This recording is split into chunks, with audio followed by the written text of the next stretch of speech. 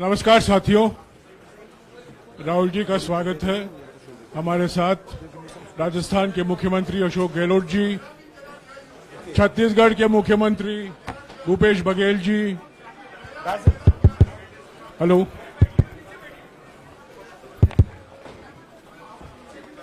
Doctor अभिषेक सिंघवी और हमारे संगठन के महामंत्री केसी वेणुगोपाल जी मौजूद हैं।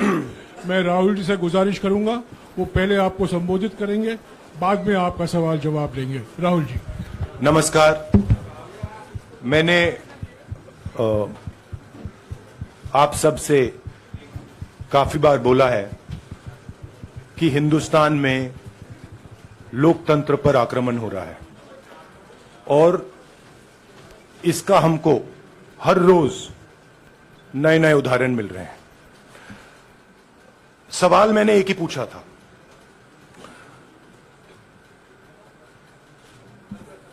फाउंडेशन पे जाता हूं। अदानी जी की शेल कंपनीज हैं, अदानी जी की शेल कंपनीज हैं, उसमें 20,000 करोड़ रुपया किसी ने इन्वेस्ट किया। अदानी जी का पैसा नहीं है, अदानी जी का इंफ्रास्ट्रक्चर बिजनेस है, पैसा किसी और का है। सवाल यह है, ये जो 20,000 करोड़ रुपए हैं, ये किसके हैं? ये सवाल मैंने पूछा। मैंने पार्लियामेंट हाउस में प्रूफ देके, जो मीडिया रिपोर्ट से मैंने निकाला, अदानी जी और नरेंद्र मोदी जी के रिश्ते के बारे में डिटेल में बोला। रिश्ता नया नहीं है, रिश्ता पुराना है। जब नरेंद्र मोदी जी गुजरात के सीएम बने थे, तब से रिश्ता है और उसके बहुत सारे पब्लिक प्रूफ्स हैं। हवाई जहाज में मैंने फोटो दिखाई, नरेंद्र मोदी जी बड़े कंफर्ट में बैठे हुए थे अपने दोस्त, अपने मित्र के साथ। पार्लियामेंट में मैंने दिखाई। यह सवाल मैंने पूछा। फिर मेरी स्पीच को एक्सपंज किया गया। मैंने स्पीकर को डिटेल चिट्ठी लिखी, पॉइंट बाय पॉइंट, कि मैंने कहा कि एयरपोर्ट्स अदानी जी को रूल बदल के दिए गए हैं। ये लीजिए रूल की कॉपी जिसको बदला गया है। चिट्ठी लिखी, कोई फर्क नहीं पड़ा। फिर मेरे बारे में मंत्रियों ने पार्लियामेंट में झूठ बोला कि मैंने विदेशी ताकतों से मदद मांगी। मैंने ऐसी कोई बात नहीं की है। मैंने कहा स्पीकर से, मैंने जाके कहा, स्पीकर सर, पार्लियामेंट का नियम है कि अगर किसी मेंबर पर कोई एक्यूजेशन लगाता है तो उस मेंबर को जवाब देने का हक होता है। मैंने एक चिट्ठी लिखी, उस चिट्ठी का जवाब नहीं आया। दूसरी चिट्ठी लिखी, उस चिट्ठी का जवाब नहीं आया। फिर मैं स्पीकर के चेंबर में गया। मैंने स्पीकर सर से कहा, स्पीकर सर, यह कानून है, यह रूल है, इन्होंने झूठा आरोप लगाया है, मुझे आप बोलने क्यों नहीं दे रहे हैं? स्पीकर सर मुस्कुराते हैं, कहते मैं नहीं कर सकता। और फिर उसके बाद आपने सबने देखा क्या हुआ। सवाल पूछना मैं बंद नहीं करूंगा। नरेंद्र मोदी जी का अदानी के साथ क्या रिश्ता है और 20,000 करोड़ रुपए किसके हैं, मैं पूछता जाऊंगा। मुझे कोई डर नहीं लगता इन लोगों से। और अगर ये सोचें कि मुझे डिस्क्वालीफाई करके, धमका के, जेल में डाल के मुझे बंद कर सकते, नहीं,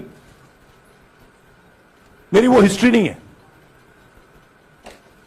मैं हिंदुस्तान के लोकतंत्र के लिए लड़ रहा हूं और मैं हिंदुस्तान के लोकतंत्र के लिए लड़ता रहूंगा।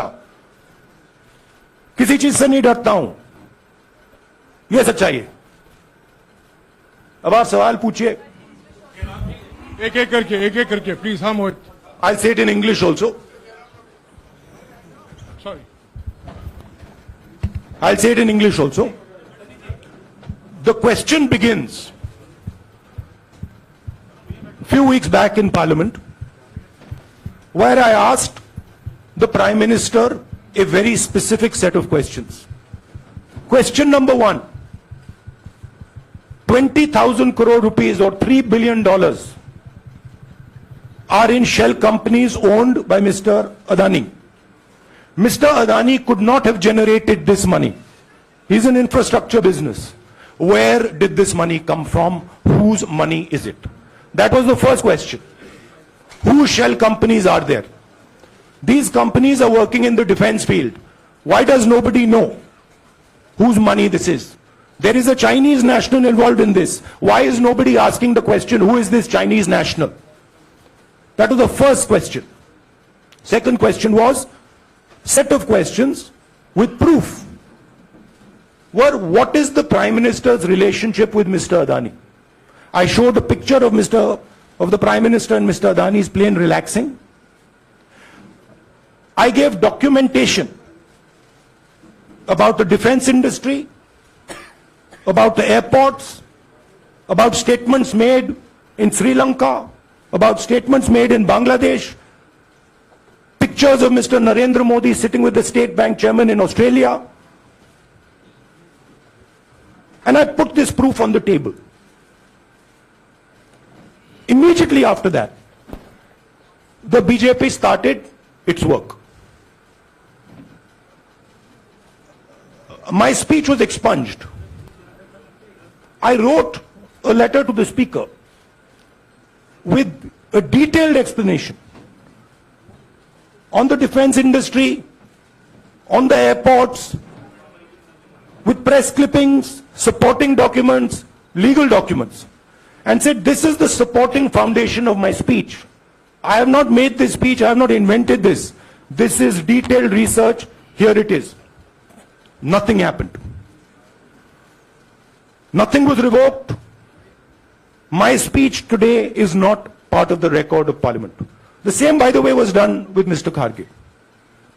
After that, BJP ministers lied about me in Parliament. They made the statement to distract from the Adani issue.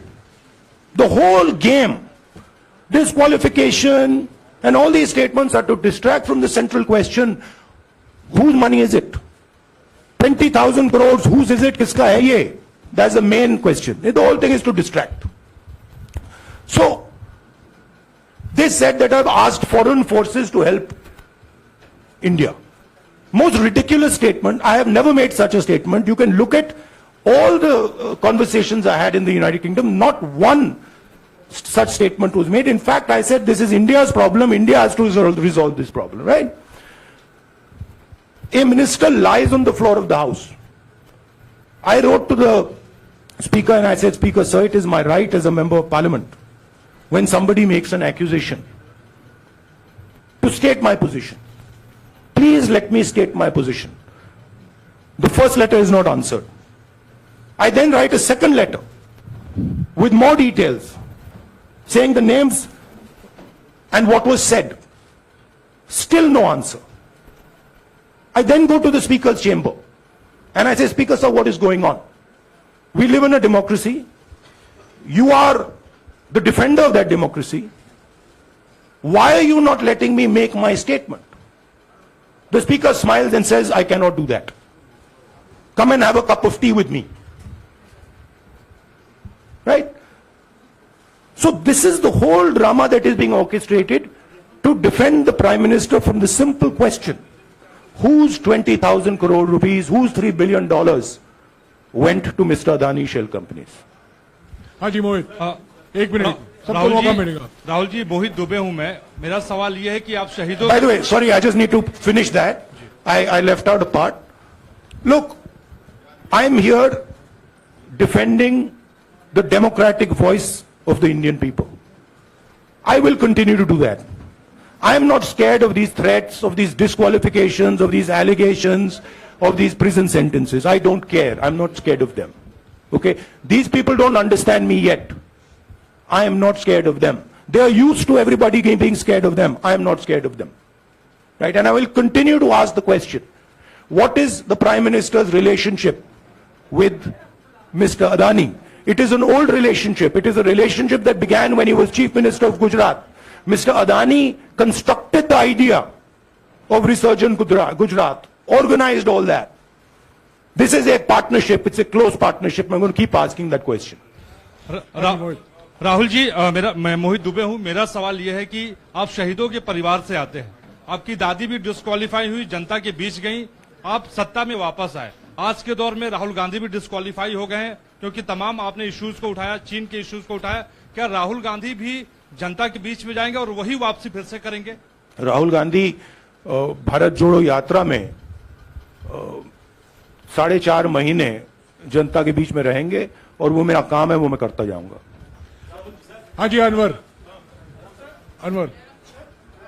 आज के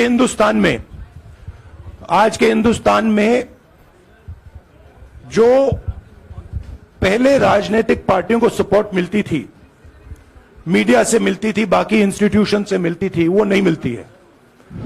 तो ऑपोजिशन की पार्टीज को एक ही रास्ता है, जनता के बीच में जाने का। हाँ जी, अनवर सर, भारतीय जनता पार्टी ने आप पर ओबीसी समुदाय के अपमान का आरोप लगाया है। इस पर आप क्या जवाब देना चाहेंगे भारतीय जनता पार्टी को? मैं पिछले भारत जोड़ो यात्रा में, आप मेरी कोई भी स्पीच देख लीजिए, मैं वहां कह रहा हूं सब समाज एक हैं, सबको एक साथ चलना चाहिए, भाईचारा होना चाहिए, नफरत नहीं होनी चाहिए, हिंसा नहीं होनी चाहिए। तो मेरी पोजीशन बिल्कुल क्लियर है। ये ओबीसी का मामला नहीं है, ये नरेंद्र मोदी जी और अदानी जी के रिश्ते का मामला है।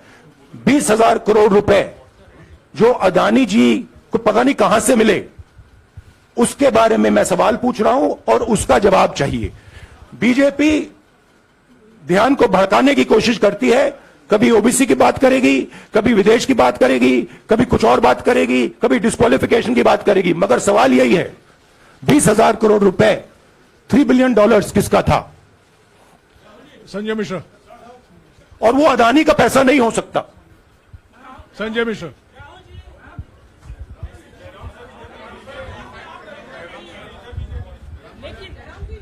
आपने कहा आप डरते नहीं हैं, लेकिन स्टेट के टारगेट पे है और स्टेट आपके खिलाफ है, पूरी स्टेट, पूरी मशीनरी आपके खिलाफ है।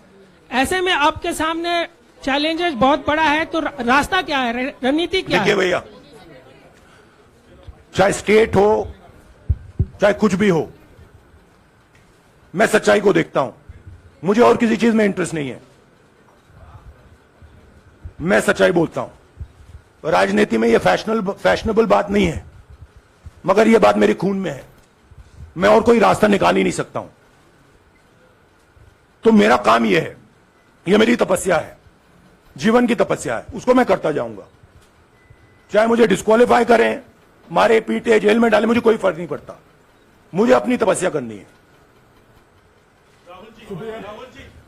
इस देश ने मुझे सब कुछ दिया है। शांत हो जाइए।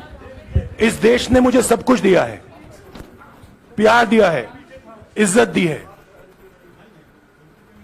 इसलिए मैं ये करता हूं।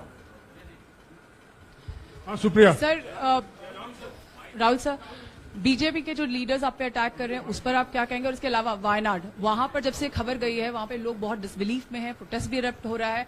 आप अपनी कॉन्स्टिट्यूएंसी के लोगों को क्या कहना चाहते हैं? नहीं, मैंने सोचा है कि मैं अपनी, देखिए मैंने कॉन्स्टिट्यूएंसी में भी बोला कि वायनाड के लोगों के साथ मेरा पारिवारिक रिश्ता है, फैमिली प्यार का रिश्ता है। तो मैंने सोचा कि मैं वायनाड के लोगों के लिए अपनी एक चिट्ठी लिखूं उनके लिए कि मेरे दिल में उनके लिए क्या है। तो वो तो मैं रिजॉल्व कर दूंगा।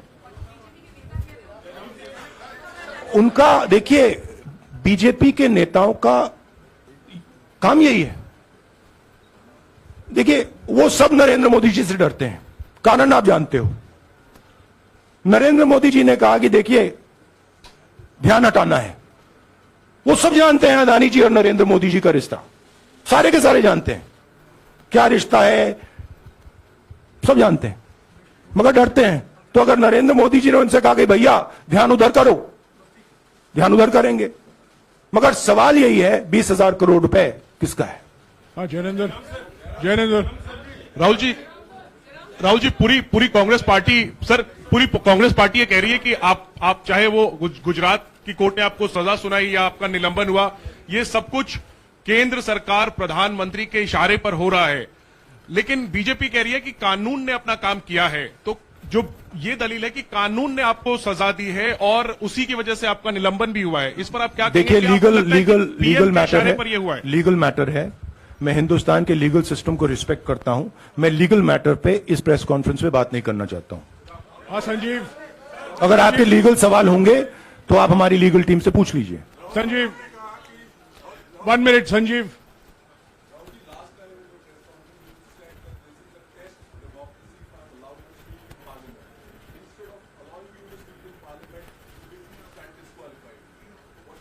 No, look, please understand why I have been disqualified. I've been disqualified because the Prime Minister is scared of my next speech. He's scared of the next speech that is going to come on Adani, right? I've seen it in his eyes. So he's terrified of the next speech that is going to come, and they don't want that speech to be in Parliament.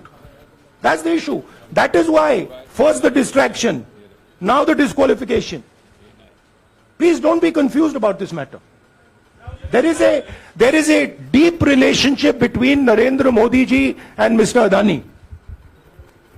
There is a question. 20,000 crore rupees have suddenly arrived in Mr. Adani's shell companies. Where has this money come from? Whose money is it? It is, some of these companies are defense companies. Why is the defense ministry not asking this question?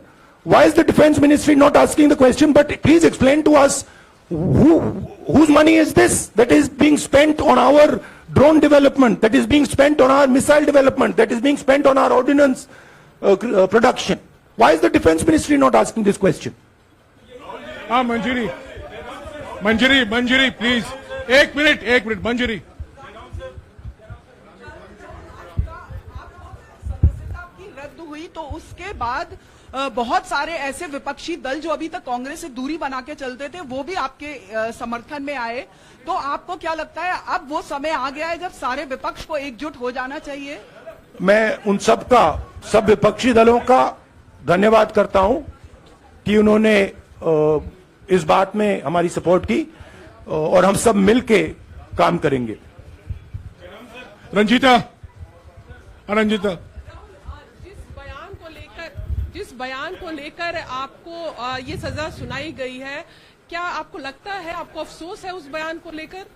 क्या कहेंगे उस बयान पर? अब देखिए, अब ये legal discussion है, उस पे मैं टिप्पणी नहीं करना चाहता हूं क्योंकि ये कोर्ट में मामला है। मगर मैं जो भी सवाल उठाता हूं वो सोच समझ के उठाता हूं। हाँ जी, नीरज। राहुल जी अभी कुछ ही दिन पहले लक्षद्वीप के सांसद मोहम्मद फैजल की सदस्यता गई थी और बाद में हाईकोर्ट ने स्टे कर दिया था। अभी उनकी मेंबरशिप रीइंस्टेट नहीं हुई है। देखिए, तो सुन लीजिए। हाँ। राहुल जी सुन लीजिए, अभी उनकी सदस्यता रीइंस्टेट नहीं है, लेकिन चुनाव आयोग ने चुनाव की घोषणा करने के बाद उसे रोक दिया था। अगर ऊपरी अदालत से आपको स्टे मिलता है तो आपको उम्मीद है कि लोकसभा स्पीकर भी आपकी सदस्यता को बहाल कर देंगे? मुझे उम्मीद में कोई इंटरेस्ट ही नहीं है। चाहे मुझे सदस्यता मिले ना मिले, मैं अपना काम करूंगा। अगर ये मुझे परमानेंटली डिस्क्वालीफाई कर दें तो भी मैं अपना काम करूंगा। अगर मुझे रीइंस्टेट कर दें तो भी मैं अपना काम करूंगा। मुझे कोई फर्क नहीं पड़ता मैं पार्लियामेंट के अंदर हूं या बाहर हूं, कहां हूं। मैंने आपसे कहा मुझे अपनी तपस्या करनी है, मैं उसको करके दिखाऊंगा। आपके लिए नहीं, अपने लिए। रवि, एक मिनट रमन। हाँ। एक मिनट रमन।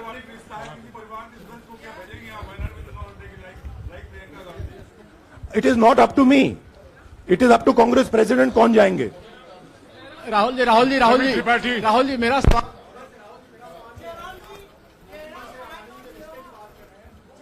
आपके यहाँ बैठे हैं। हाँ। दोनों मुख्यमंत्रियों का भी अडानी जी से रिश्ता है, उनके साथ लेन देन का मामला, उसका कहा धंधे का मामला है। लेकिन क्या धंधे का मामला क्या बात कर रहे हैं ये धंधा रोकेंगे ये लोग? जिनके पास जो भी स्टेट का उनके साथ नाता है, जो भी बिजनेस चल रहा है, वो बिजनेस रोका जाएगा क्या? देखिए, सिंपल सी बात है, आप डिस्ट्रैक्ट करने की कोशिश मत कीजिए। 20,000 करोड़ रुपए अदानी जी की शेल कंपनीज में कहां से आए? आप इंक्वायरी कीजिए। अगर बात निकली कि हमारे चीफ मिनिस्टर का पैसा है तो इनको जेल में डाल दीजिए। अगर बात निकली तो किसी और का पैसा है तो उसको जेल में डालिए। Siddharth sir, Rahul sir, please madam, 1 minute. Madam आप लोकतंत्र को समझिए। ये जो पैनिक रिएक्शन इन्होंने किया है नरेंद्र मोदी जी ने, इससे सबसे ज्यादा फायदा मिलेगा विपक्ष को। ये इन्होंने हमें हथियार पकड़ा दिया है। ये आप बात समझिए। ये मोदी जी पैनिक में आ गए कि बात निकल जाएगी, ये 20,000 करोड़ रुपए किसके हैं, डर गए, घबरा गए, इन्होंने पूरा सीक्वेंस शुरू कर दिया। ये विपक्ष को सबसे बड़ा इन्होंने हथियार दिया है राहुल जी, क्योंकि जनता के माइंड में अब एक सवाल आ गया है कि जनता जानती है कि अदानी जी भ्रष्ट व्यक्ति है। अब जनता के माइंड में यह सवाल उठा है कि इस भ्रष्ट व्यक्ति को हिंदुस्तान का प्रधानमंत्री क्यों बचा रहा है। यह मतलब अब सब कुछ बीजेपी के लोग, नरेंद्र मोदी जी सब कुछ इस व्यक्ति को बचाने के लिए क्यों कर रहे हैं। दूसरा सवाल, बीजेपी के लोगों ने कहा कि अदानी पर आक्रमण देश पर आक्रमण है। मतलब इनके माइंड में देश अदानी है और अदानी देश है। बात समझिए। राहुल जी, मेरा सवाल आपसे ये है कि जब आप ये फैसला सामने आया, आपको मैक्सिमम पनिशमेंट जो है इसमें हो सकती है वो आपके लिए मुकर्रर की गई।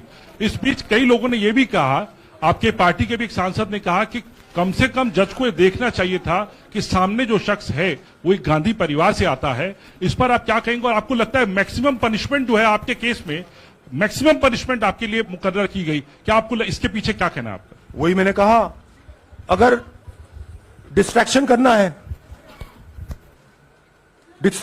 है, मैक्सिमम पनिशमेंट की तो जरूरत है। मिनिमम पनिशमेंट से बात थोड़ी बनेगी। मैं तो सोच रहा था भैया 5 साल होते, 7 साल होते, 10 साल होते, वो भी मिल जाता। मुझे क्या फर्क पड़ रहा है यार। राजदीप,